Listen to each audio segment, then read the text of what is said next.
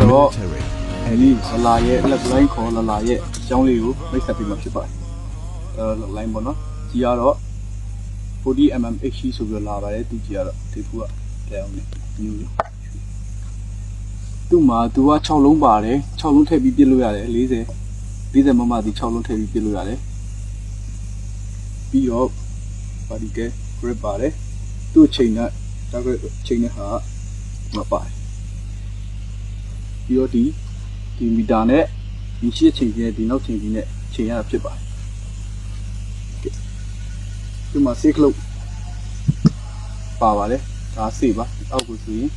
ပြစ်ဖို့ပေါ့နော်ဒါ KN ရထုတ်ပါတယ်သူ့ရဲ့6လုံးကြီးကိုဘယ်လိုဖွင့်လဲဆိုရင်သူကဒီလိုဖွင့်ပါတယ်ဒီလိုလက်ညှိုးနဲ့နှိပ်ပြီးတော့ဒီလိုဆက်ဖွင့်ပါတယ်ဒီလိုကြီးထဲရဖြစ်ပါတယ်ဒီထဲမှာပေါ့နော်ဒီပိတ်နေဒီဆုံးကိုလဲခြင်းနဲ့ဆိုရင်ဒီကခလုတ်ကိုလက်မနဲ့နှိပ်ရဒါပြစ်တယ်ဆိုတော့အော်တိုလဲရပေါ့နော်ဒီကဒီမှာရောက်သွားပြီဖြစ်လိုက်ဒီတနက်ကတော့မီတာ350အထိပြစ်လို့ရပါတယ်မီတာ350ဆိုရင်ဒီလိုပြစ်မယ်ဆိုရင်တော့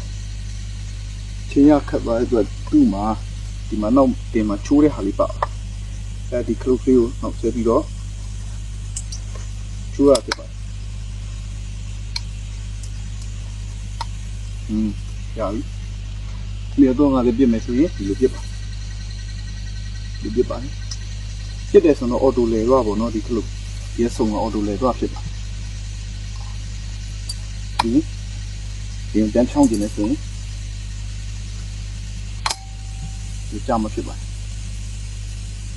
ဒီတော့ငါလည်းဒီပြစ်လို့ရတဲ့ချလူကြီးလောင်ချာလက်လိုင်းခေါ်လာဖြစ်ပါတယ်ကျွန်တော်တို့ဒီကတော့40mm